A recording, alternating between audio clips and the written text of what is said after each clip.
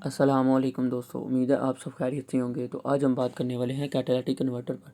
Video को शुरू करने से पहले मैं आपको बताता जाऊँ कि चैनल को सब्सक्राइब कर लें, बेल आइकन को प्रेस कर दें कि आने वाली नेक्स्ट वीडियो का नोटिफिकेशन आपको फौरी मिल जाए।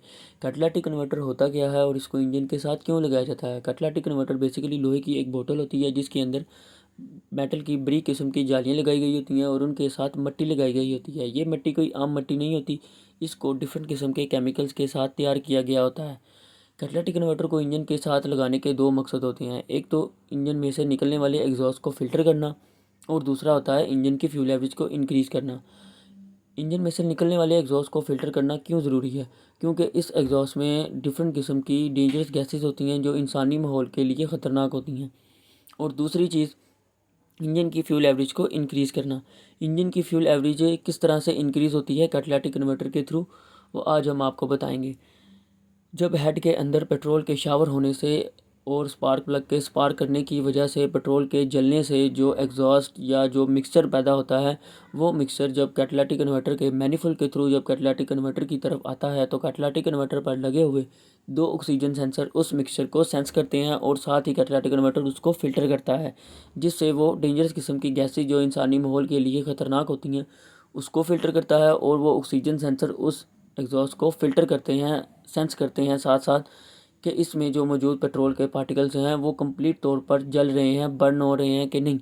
अगर तो कंप्लीट तौर पर वो बर्न हो रहे हैं, जल रहे हैं, तो ये प्रोसेस चलता रहता है। अगर तो वो पेट्रोल के पार्टिकल्स मुकम्मल तौर पर बर्न नहीं हो रहे तो वो ऑक्सीजन सेंसर जो कैटालिटिक कन्वर्टर पर लगाए गए होते हैं, जिनमें से एक ऊपर ऊपर वाली साइड पे होता है और एक नीचे वाली साइड पे होता है। डिफरेंट गाड़ियों में एक सेंसर भी आता है लेकिन ज़्यादातर गाड़ियों में दो सेंसर होते हैं। वो ऑक्सीजन सेंसर ईसीएम को सिग्नल ट्रांसफ़र करते हैं कि जी पेट्रोल के पार्टिकल जो हैं वो 60% या 40% जल रहे हैं और 30-40% नहीं जल रहे।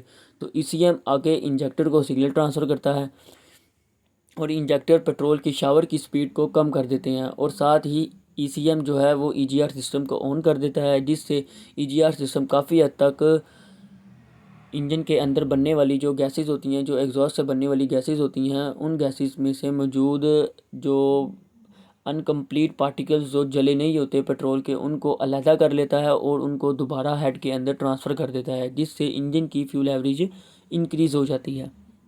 दूसरी चीज़ के कैटालिटिक कन्वर्टर ख़राब क्यों होता है और इसकी वजह क्या है? कैटालिटिक कन्वर्टर के ख़राब होने की तीन वजह होती हैं। एक तो वजह ये होती है कि अगर कैटालिटिक कन्वर्टर अपनी लाइफ पूरी कर गया है, यानी कि उसके अंदर मौजूद जाली और कार्बन जो मिट्टी होती है वो अपनी लाइफ पूरी कर गई है, तो इसका मतलब है कि कैटालिटिक कन्वर्टर ख़राब हो गया है। और दूसरी चीज़ ये कि अगर कैटालिटिक कन्वर्टर को आप बैटरी के तेज़ाब से ट्यूनिंग के दौरान वॉश करवाते हैं, तब भी कैटालिटिक कन्वर्टर के अंदर मौजूद मिट्टी, वो मिट्टी जो होती है उसकी लाइफ पूरी हो जाती है, वो ख़राब हो जाती है, वो किसी काम की नहीं रहती, जिससे इंजन की फ्यूल एवरेज डिस्टर्ब हो सकती है। तीसरी चीज़ ये होती है कि अगर इंजन के अंदर जो कैटालिटिक कन्वर्टर लगा होता है, बाज़ दफ़ा आप किसी अननोन मैकेनिक से काम करवाते हैं तो वो मैकेनिक उस मिट्टी को कैटालिटिक कन्वर्टर के अंदर किसी औजार के थ्रू निकाल लेता है, लेकिन आपको उस चीज़ का पता फ़ौरन नहीं चलता। जब आप गाड़ी 20 से 25 दिन यूज़ करते हैं तो गाड़ी की फ्यूल एवरेज आहिस्ता आहिस्ता नीचे आना शुरू हो जाती है। जहाँ गाड़ी 18 फ्यूल एवरेज कर रही होती है, वहाँ पे इंजन 10 की फ्यूल एवरेज पे, 11 की फ्यूल एवरेज पे ले आता है। वो आपको तकरीबन पता चलते चलते 25 से 30 दिन लग जाएंगे। तो इसलिए लिहाजा आप किसी अच्छे मैकेनिक से काम करवाया करें जो एतबार वाला हो, जो उसमें से मिट्टी ना निकाले। दूसरी चीज़ ये कि आप कैटालिटिक कन्वर्टर को बैटरी के तेज़ाब से वॉश ना करवाया करें, क्योंकि इसके लिए एक स्पेशल केमिकल होता है जिसे कार्बन क्लीनर बोला जाता है। वीडियो अच्छी लगी हो तो इसको लाइक करके कमेंट कर दें। अगर कोई सवाल हो तो आप पूछ सकते हैं। शुक्रिया।